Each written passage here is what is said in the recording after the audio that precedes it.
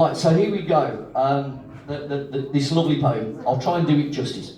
The church wall of St. Stephen's was seedy and old. It looked so deserted and out in the cold. And how could they manage to muster some gold to build a new wall for St. Stephen's? Apply to the board, it's a pliable lot, and try if the funds from the rates can be got. I love the way that sentence is constructed, it's brilliant.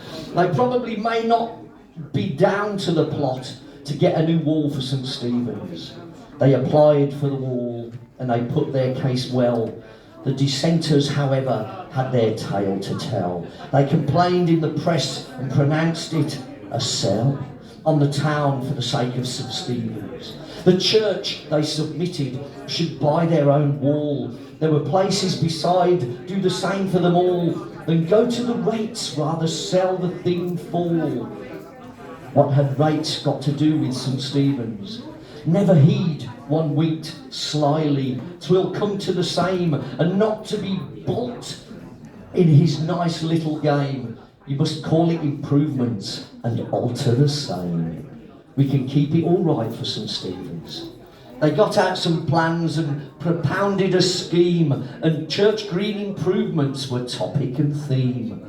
That the wall was the object still none seemed to dream, the wall that surrounded St. Stephen's. A meeting at once 'twas resolved to convene, and such unanimity never was seen. They condemned the church wall and the useless old green, but nobody mentioned St. Stephen's. An active committee with funds rolling in decided most promptly the work to begin, while the victor looked on with a dignified grin. It was all going well at St. Stephen's. They couldn't succeed nor get at us at all by asking us plainly to build them a wall in the name of improvements. They wall, green and all, a very good thing for St. Stephen's.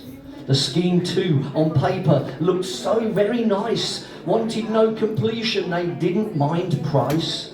And the rustic old green was cut off in a thrice, and enclosed in the yard of St. Stephen's, shut out by that fencing unsightly and tall, sufficient to cut off the view from us all. We could see just as well through that seedy old wall as the spikes now surrounding St. Stephen's. In place of the green that they've put out of sight is a forest of fencing that hides it all quite, and a waterless fountain that wants putting right. Like the palings they put round St. Stephen's. Will the fountain and water turn out as they wish? Will the waterworks company give them the dish?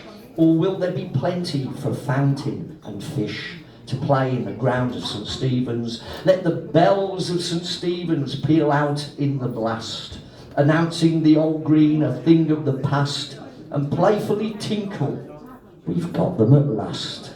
The green and the wall for St. Stephen's. Boom. What a great poem, what a lovely story. Absolutely brilliant.